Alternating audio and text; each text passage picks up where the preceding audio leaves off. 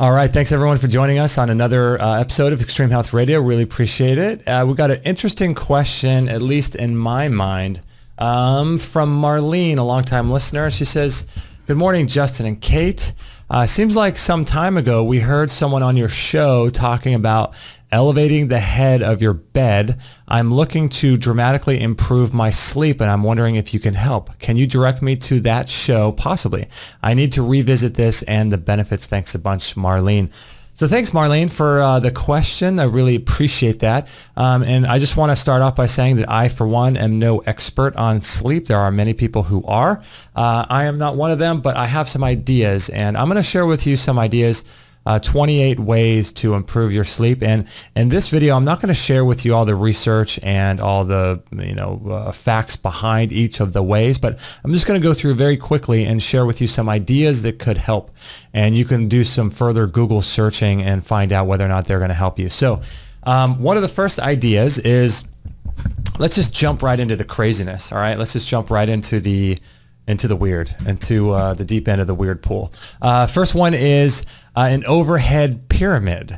Now, many of you guys know that pyramids are a sacred shape. They're one of the 5 Platonic solids.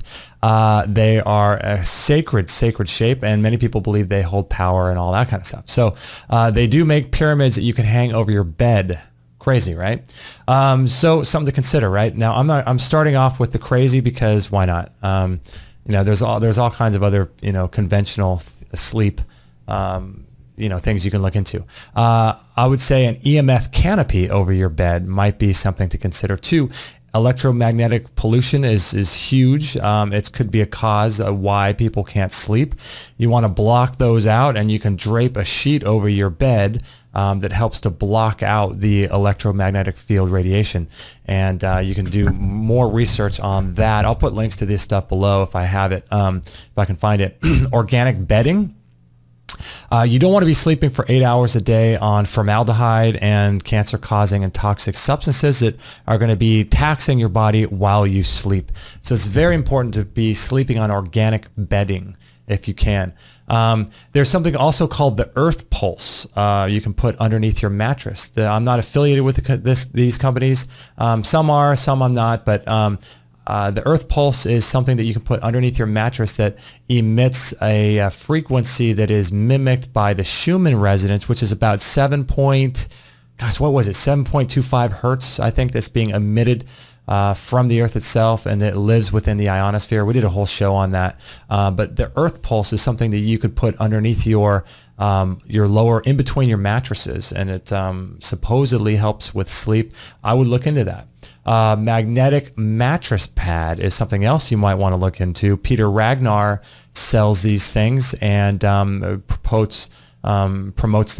I don't have one. I would like to get one, but he talks all about the benefits of magnetic mattress pads. There's also something called the stress shield pyramid that you can put in your bedroom as well. This is a pyramid that emits the same kind of frequency as the Earth Pulse, but it's done through a pyramid type shape. I'll put links to this below too. Ken Rolla out of Florida has done a lot of research on this, and so you might want to look into that. Grounded bed sheets. This is similar to the EMF canopy that you put over your bed, but the benefits of this is the EMF canopy is just basically blocking your bed from Wi-Fi and from electromagnetic field radiation coming into you. But the grounded sheets help to pull the energy that's coming off of the earth into those silver-lined sheets that are in your bed. So that's something you may want to look into as well. It's like being grounded, standing barefoot on the earth, but while you're sleeping. So something to consider. You could also put crystals under your mattress. A lot of people do this. They'll make a crystal grid. You can look that up on YouTube, a crystal grid. You can line crystals up with your chakras, if you believe in that kind of thing, and put that in between your mattress as well. Another thing is to turn off the electricity. If you were sleeping in a room that has a fuse box or power box or a smart meter near you, you want to look out for this stuff because these things disrupt their circadian rhythms. They change blood sugar levels. So you want to turn off the electricity if you can to your entire bedroom. Some people even have an electrician come out to their house, and they will have the electrician install a switch where they can just flip the switch and turn all the electricity off to the bedroom itself. Something you want to consider. Before you do that, though, I would probably buy a what is a tri-field meter. I'll put a link to that below too. A tri-field meter where you can actually measure the frequencies that are in your bedroom. Houseplants. This is another huge thing. You want to bring as much nature into your bedroom and to your living spaces, your workspace as possible. So bring in more houseplants. Helps to clean the air. Helps to give put negative ions into the air. It helps to bring a more wild environment into your bedroom. So having clean air plants in your bedroom, I'll put a link to an article we did on that as well. Bring more plants into your bedroom. The other one is a lot of people talk about how we're magnetic creatures. And so our bodies are crystalline in nature, people say, and they are magnetic. And so you want to point your head to true north. Now that's something you may not be able to do if you can't do all these things. These are just a bunch of ideas. You can take 5 or 6 of them at a time and see what they do for you. But you can point your head to true north if you believe in that kind of thing. And so something you may want to do if you've tried everything else. I'm sure you haven't heard a lot of these ideas for sleep too, because these are some weird ideas, I tell you. There's also electromagnetic field blocking paint that you can use to paint your bedroom. So it's like this black paint, and you can paint your bedroom, let it dry, and do another coat, let it dry, and then you can paint over that with your regular paint, and that also helps to create almost like a Faraday cage, much like the EMF protecting canopy. But it's another way to block your room from electromagnetic field radiation. So that paint is something I would look into if you're having trouble with your sleep. You could also put crystals infused into the paint if you want to get really weird. What a lot of people do is some people do, I've heard people doing this, a lot of the weirder people out there, they will turn the crystal into a fine dust powder, and they will put that back into the paint. So that's something you can look into if that's something that you really want to, if you really want to take your sleep to the next level and create a real great environment for you to sleep. These are some things that are kind of out there that you can consider. Open your windows if you can. Opening your windows helps to bring in the fresh air, the negative ions, the clean, fresh air outside. So that's something I would consider doing if you can. Open your windows. For some people, it may be too loud outside, and that's an issue that we have. So we don't open our windows, but you can do that. And raising your bed is another really interesting idea that Sydney Ross Singer promoted on our website, and he doesn't have anything to sell about this, but he's done a lot of research in raising the head of your bed up, but then also raising your feet up a little bit too, so you're almost kind of curved, and the reason for that is the blood flow and the blood pressure that leaves your internal organs and goes to your head and causes eye issues and things like that. Really fascinating insight by Sydney Ross Singer about raising the head of your bed up, and he quoted all this research and these studies and history that's helped people. So raising the head of your bed, we have our bed on blocks. We put some blocks at the head of the bed, and our bed's tilted slightly, and so I've noticed a really big help with that. Not using pillows. Pillows, I believe, are a modern invention, but from what Sydney Ross Singer said, I believe you want to use pillows if you are on a flat bed, because it helps to raise your head just slightly enough so that you don't get too much pressure from the blood flow of your body being parallel. But if you're on an incline, a little bit of an incline, it's good to use no pillows, because it's better for your neck to create that nice S curve that Dr. John Bergman talks about on our show, and it helps to create better blood flow. So pillows are a very modern invention, and so I've been experimenting lately with not sleeping with a pillow, And it's been quite a process. It's I think probably the #1 addiction in America probably is sleeping with pillows.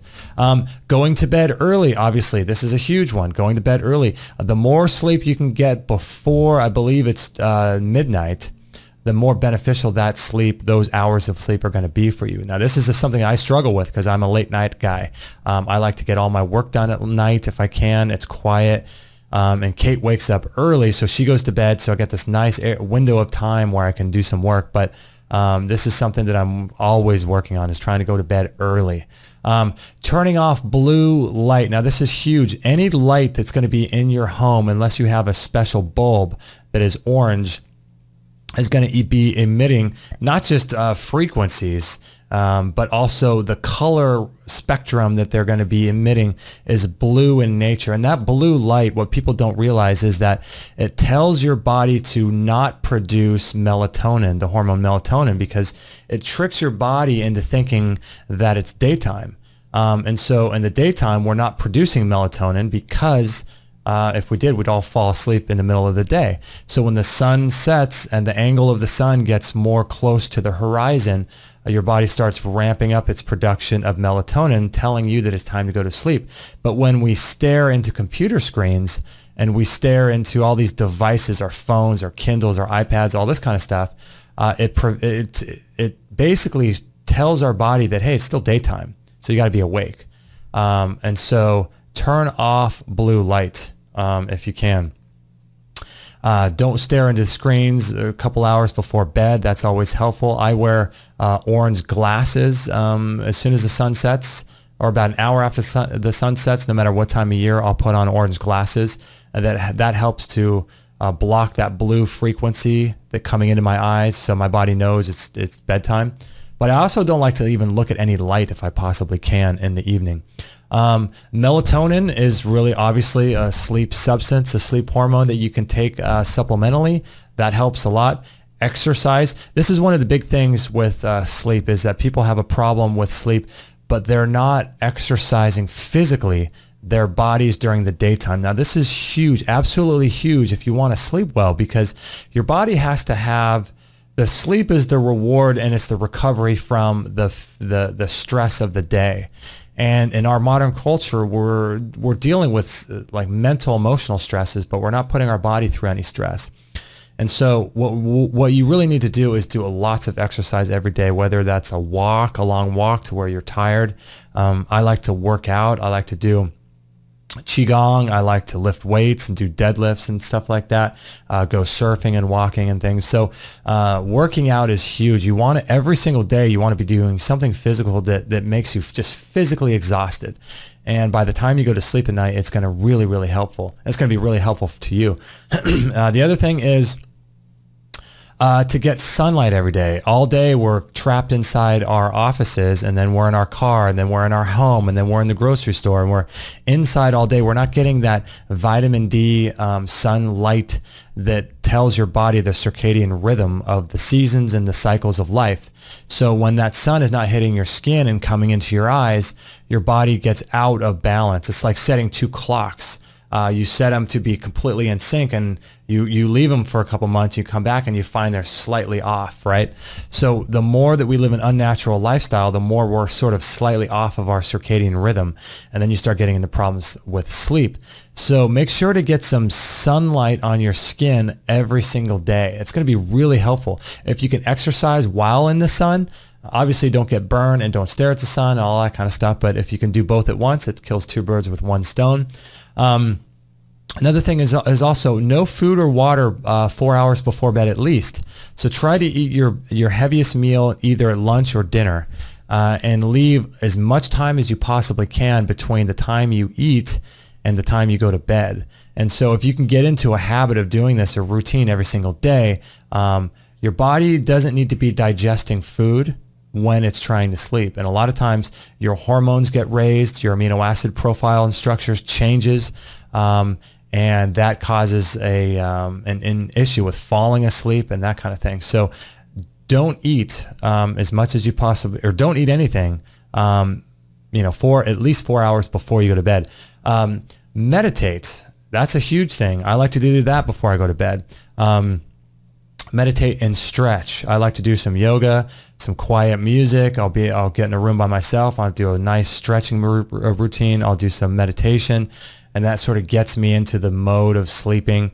I meditate for just 15 minutes. I stretch. I'll listen to an audiobook and I'll stretch, or watch a YouTube documentary and I'll stretch for 10, 15 minutes. You know, that's about 20, 30 minutes before bed. Easy to do for people.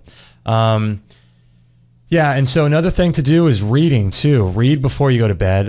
If you're on a Kindle, you can get certain apps like Flux. If you're on your computer, you can get certain apps like Flux, that will help you minimize the blue light. And also I wear the glasses if I'm on a Kindle or if I'm on a regular book.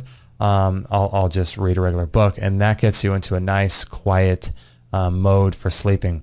A warm salt bath, you could even do that and then do a warm salt bath before, after you do that and right before you get into bed too. One other thing too you can do is use essential oils. There's essential oils that are really great for sleeping. You can do some research on that. Essential oils would be very, very helpful. You can put those in a diffuser in your bedroom. You can also put an air purifier in your bedroom along with the plants. Those help to create a nice toxic-free environment for you to sleep. So there's 29 different ways you can improve your sleep, and I'll put links below too. We've done a few shows on sleep with Sean Stevenson. He's written a book about it. There's a really great guy. What is his name? Something Lyman or Hyman or something like that. I forget his name, but he talks about the yoga of sleep and what's going on with sleep. So I know this video is super long, and I hope you stayed with me the whole time, but those are 29 ways you can improve your sleep that you may not have heard of anywhere else in more conventional ideas. So those are some things to look at. Thank you for your question. Let's see, Marlene, is that what it is? Yeah, Marlene, thanks for the question. I appreciate it a lot. I appreciate you guys, and thanks for listening and watching. Share this video with anybody you know that is having trouble sleeping and is a little bit more open to trying different ideas that are unconventional. If you know of anyone like that, share this video with them. It may help them get better sleep. So if you're interested in this type of thing, we do lots of shows on personal development, spirituality, personal growth, nutrition, diet, health, all that kind of stuff at extremehealthradio.com. Go over there. We've got close to 400 shows for free, all for you guys that are available at no charge. So you can go over there, listen to all of the shows that we've done with great people. And if you like what we're doing, you can sign up to our newsletter list and get some great bonuses, all for free. A $20 ebook that goes for, that actually sells, like I said, for 20 bucks on Amazon, but I'll send it to you for free just for signing up. So in any event, thank you for watching. Thank you for commenting. I'd love to know what your best sleep aids are and how you improve your sleep. Maybe it's some more conventional stuff, or maybe it's stuff that I didn't even mention here. But let's all, sort of comment together as a community, and we can make this sort of a resource for people that are unable to sleep. So thank you very much. Appreciate it so much. We'll catch you guys on the next video.